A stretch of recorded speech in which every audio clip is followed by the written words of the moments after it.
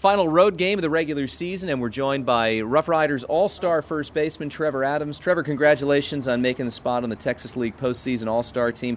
What does this honor mean to you?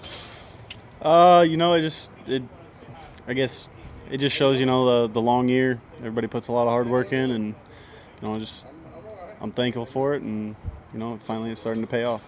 I got the same thing last year in the Carolina League. It was about the same thing. Average was a little lower last year. I had a lot of RBIs, and a little different role this year, different spot in the lineup, and I'm thankful. Like I said, the hard work pays off.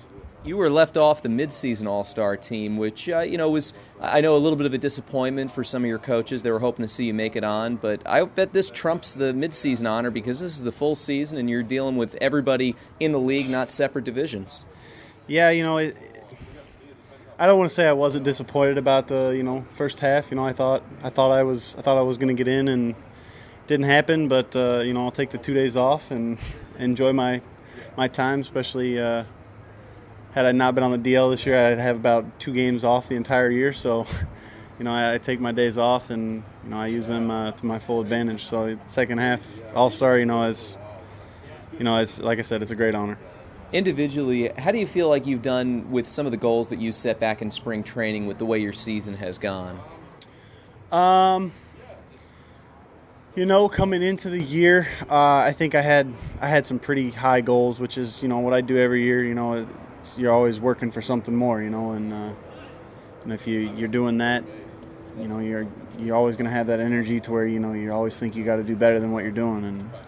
And that's kind of how I've played college. That's my game. But like I already said, a little different role than last year. So some of the numbers were, a little slighted from just the different spots in the lineup every night. The first half I think I hit everywhere but 9-hole.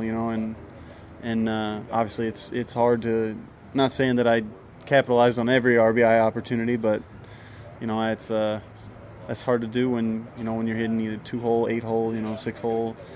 But like I said, if I had capitalized on all of them, I'd probably be sitting here saying, I had pretty close to what I said. But it's been a good year, and just looking to finish it up strong. When you look at when a player does in single A, whether it's low A or high A, it's nice to see numbers. But when you do what you've done at double A, a lot of the times that will get an organization notice. That'll get people to take a closer look at you and what you have as a potential player in the future in the major leagues. Do you feel like folks have given a little second look to you, maybe more so because of the year that you've had at the higher level? I mean, yeah, it definitely helps. It doesn't hurt at all. Fortunately for me, obviously I know, you've got 2 types of players nowadays. You've either got a really speed guy, or you've got a big power guy who hits a lot of home runs like Joey, or steals bases like Delano DeShields for Houston, who we're playing right now. But I guess I don't really fall under either one of those. I'm that gap to gap guy, and this is my 4th year doing this in a row, and obviously at the higher level doing it. I'd like to think Texas, sit back and say, okay, we know what he's going to bring to the table, and I'm sure hopefully to get a little more recognition going into the off season, and know that they can trust me at an even higher level. Give yourself a little bit of credit. You did have an inside the park home run this year, so the wheels aren't all that bad. You take a look at your season since the All-Star break. Until the first couple of games of this week, Monday and Tuesday, you had not gone hitless in back-to-back games for just a 2-month period of time. Do you take some pride in knowing that you were able to consistently bring it and not fall into a slump over that entire period of time? Yeah, up until this last week, I don't think I had really been in more than a 2 or 3 game slump, the whole year. I know I struggled a little bit in April, that first month, but everybody does, and came out of that well. And I it's hard to do, but you come to the park, like I said, you're always wanting to do more and always wanting to put up better numbers, so you don't really have room to think about not getting the hit. So it's not that you press for it, but it's just going to the box and knowing what you can do. The offense slowed down a little bit over the course of this week, not just from you, but from the team itself. How big is a 7th inning like last night where you score 8 runs? Is that something that can really jumpstart a group going into the playoff stretch? I like to think it does. especially with the offense that we have here. We got a lot of big bats, 1 through 9, whether it be, Hands are getting the big double when we were down 1 run, getting shut out for 9 innings the other night, and getting, the tying run on base. And, it's going to be hard to shut this offense out, even though we've displayed that it might not be as hard as we think the last few games. But, everybody struggles. There's hot and cold spurts, so hopefully we got this cold spurt out of the way and we get hot right at the right time, right before we get into playoffs. Here with RoughRiders first baseman Trever Adams, talking with Jason Wood a little bit about the shifting parts on this team. So many new faces have come and gone over the course of the season, and he said one of the reasons why the team has been as consistent as it has in spite of that is the leadership that you bring, Wilder Rodriguez, Patrick Cantwell, guys that he considers to be part of the core group that have been here for the bulk of the season and really are kind of the veteran presence and voices on this team. Is that something that you guys went about intentionally to try and develop some sort of feel or expectation, or is it more a lead by example type and guys kind of fall in line when they see the way you go about your business? There's different types of leaders.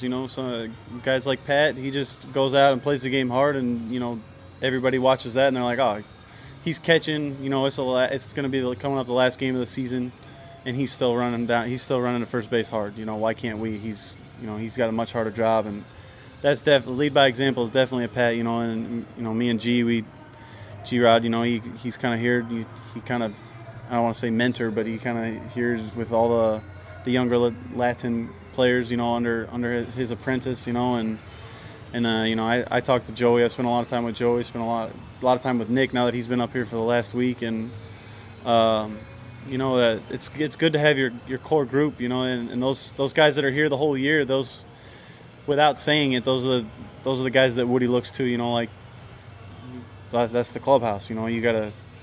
That plays a lot into team chemistry, winning. I like to think that me, Pat, and G-Rod, we've got that under control. Do you like that role? I definitely don't mind it. It's something I've done since college, and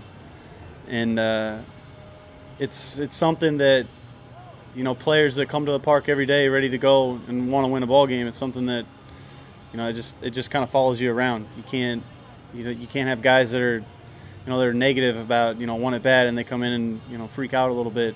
That's not what a leader does. It's just I don't want to say it's not challenging at times. It's hard, especially these last 4 or 5 days that I've been struggling a little bit. It's been a little bit of a thinking game. Corpus pitches really well here with this wind behind them, and it's tough. It's fun to hit here, unless they're pitching, which they always are, and I don't know why, but this struggle is these last 4 or 5 days. I'm glad it's over. Heading back home to the friendly confines soon. I know that no kid goes to sleep at night when they're growing up dreaming about winning minor league championships. There's obviously bigger goals out there, but now that you guys are on the doorstep of the playoffs, coming up next week, you can probably feel it coming. Does that desire to win one of these titles and get yourself a ring, no matter what the level, does that come into play and start to become more of a motivating factor? I am the type of guy who really, really hates losing. So whatever level I'm at, whether it was high A last year, I wanted to win every game that we played. Obviously in baseball it's not possible. You don't hear about an undefeated team, especially in the minor leagues. But we have guys, like you said, we've had a bunch of guys come and go. We've had guys get moved up. We've had guys come in and fill the role just fine. We've lost a lot, but we've also gained a lot. But now the playoffs is right around the corner. I think everybody's on the same page that we got to start doing the little jobs, moving guys over, whether it's with a bunt or whether it's, hitting behind a runner to get him from second to third with less than 2 outs. And any way to get that runner in, we know that runs are a scarcity when it comes to playoff time. Pitching wins games, pitching wins playoffs. And obviously we have a pretty good pitching staff, and, our offense would tell us that we're going to score some runs. So we know what we got to do, and winning a ring is never a bad thing. We won one at Creighton my senior year, and it was one of the best things of my life so far. So, I wouldn't take that back for anything. And if we did that here in AA, obviously Texas is going to view this group as, oh, these guys are winners.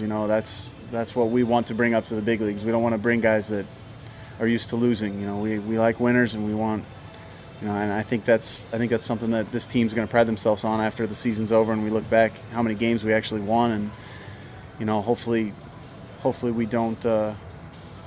Hopefully we go into playoffs and, you know, keep that going.